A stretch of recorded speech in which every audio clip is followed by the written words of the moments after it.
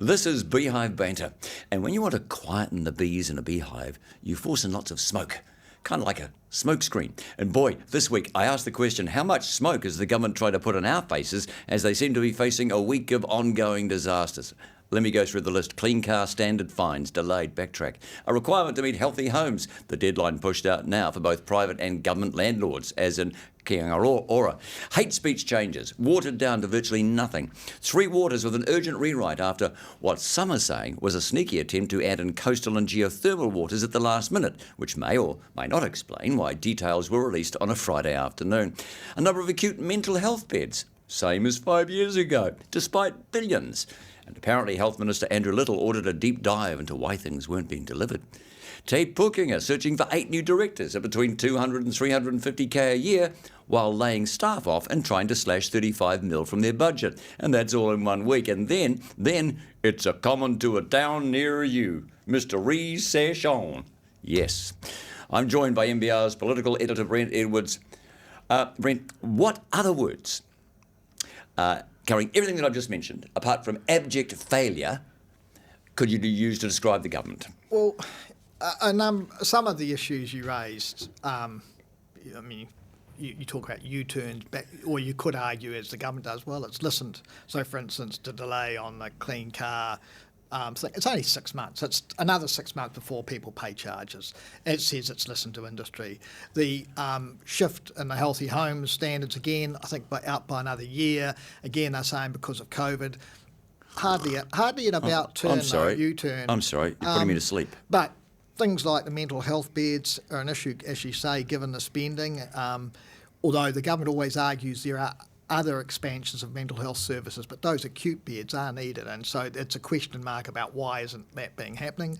The hate speech stuff is interesting because the government, in watering it down, is not winning over the opponents of its proposals around hate speech and has alienated those who supported the idea of some sort of legislation around hate speech.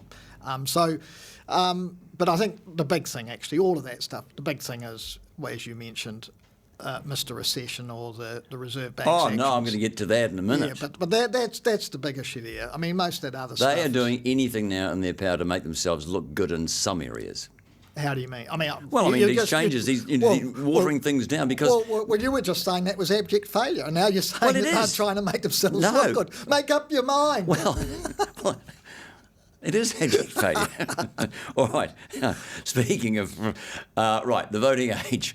Under legislation, the government pretty much forced by the Supreme Court to address the issue of lowering it to 16, that's the voting age, and try to do something about the inconsistency with the Bill of Rights Act. Now, admittedly, this isn't their fault, but with a 75% positive vote needed and the Nat saying it's not going to happen, it's dead in the water.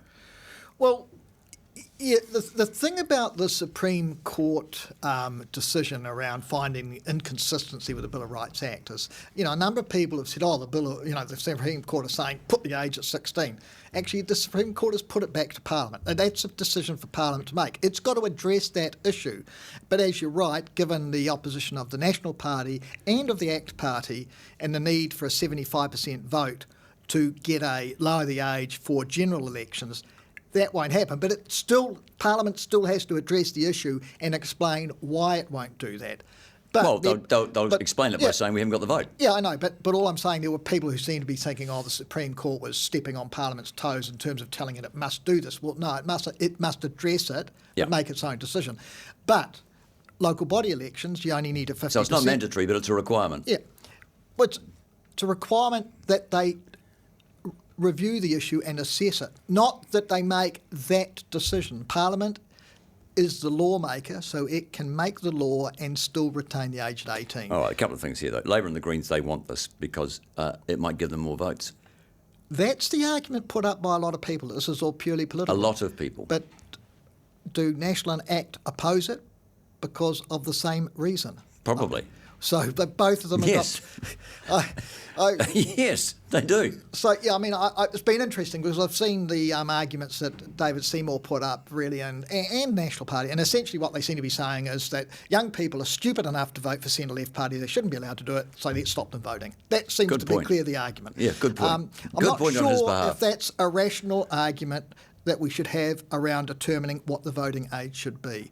And so it'll be interesting to see when it comes to the House in some form or other, and whether that's legislation that looks to lower the age and then MPs will get to debate and vote on it, it'll be interesting to see exactly how they articulate their views in that debate. It doesn't stop them changing the laws for local body elections because you only need 50%. You only need 50%, there. and actual fact, and actor said, David Seymour says he supports that.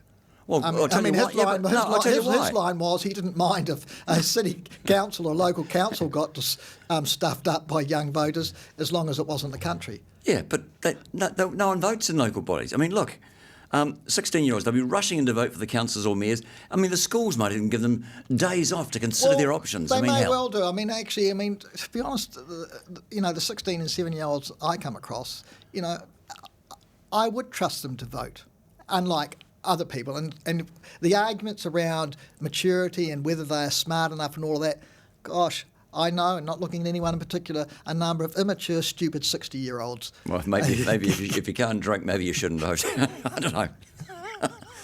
All right, so all teetotalers are out there. Yeah, them too. Yeah. All right, to the economy. Here we go. Buckle yourself in. It's going to be an even more bumpy ride than anyone imagined. The Reserve Bank this week hit us with the biggest increase in the OCR in our history, 75 basis points. And in fact, they were toying with 100 points.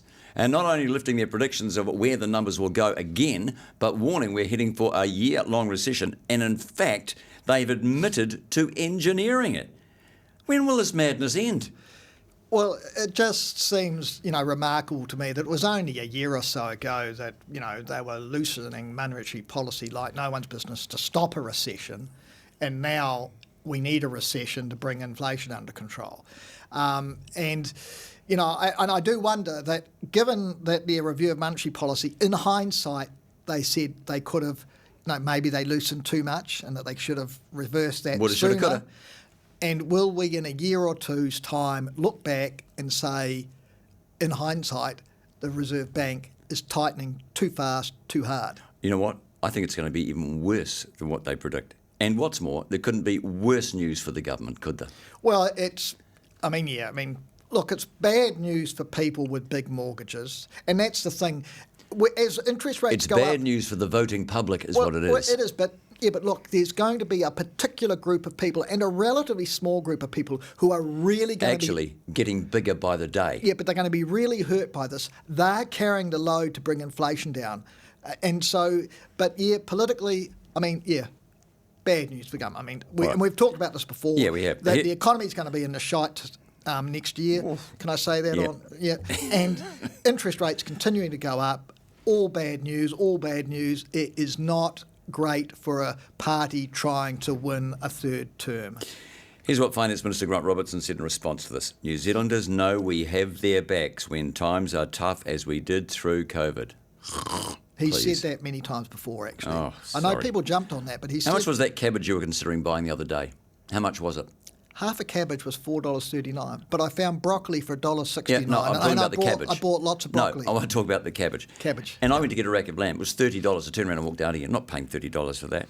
I'll tell you what this has done. It's gifted a present to the Nats, who are now saying, due to this worsening situation, and they needed a reason, so here it is, due to this worsening situation that no one saw coming, they're still committed to tax bracket indexation, but everything else now is under review, including tax relief for the wealthy. Yeah, a gift to them. Well, we've talked about this before again as to why they had the policy. And it's also a gift. It was interesting because ACT has jumped on that. And, it'll be interesting about what that does because for ACT, you wonder whether it'll help push their vote up a little bit and whether National's vote will stay a bit softer, although it gives National the opportunity of delving more into that soft centre vote, if you like. It gives them now a reason to take it off the table and say, well, it wasn't our fault, we would have done it, but things are bad. But here's what it also does.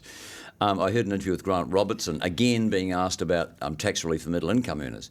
He's got no money to do that now. So it might be helping the Nats, but any tax move that Grant Robertson was considering now is 10 times harder. Yeah, well, that's right. And he reiterated again yesterday that, next year's budget, he says it's going to be all responsible. So, which is going to make it really interesting because you've got to presume there'll be something in there, as some sort of carrot for the election. He's got no money. And yet he's running the line of fiscal responsibility. So he's kind of closing the gaps on what he can do. I'll tell you what he's doing. He's saying no to a lot of his ministers' requests. Yeah, but look, as I've said before, we talked, I think, about this before. There will be something in there for those struggling low middle income earners through working. But they vote Labor anyway. Through working for families.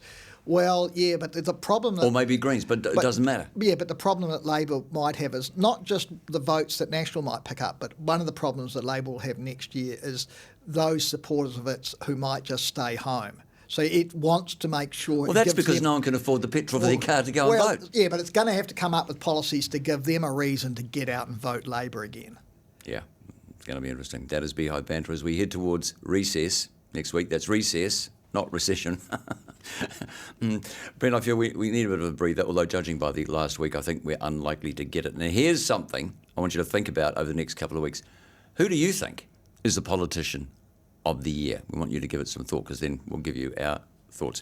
Also next week, the Finnish PM. Now, she's the one that was dancing in the nightclub at 3 o'clock in the morning and the Finns didn't like it.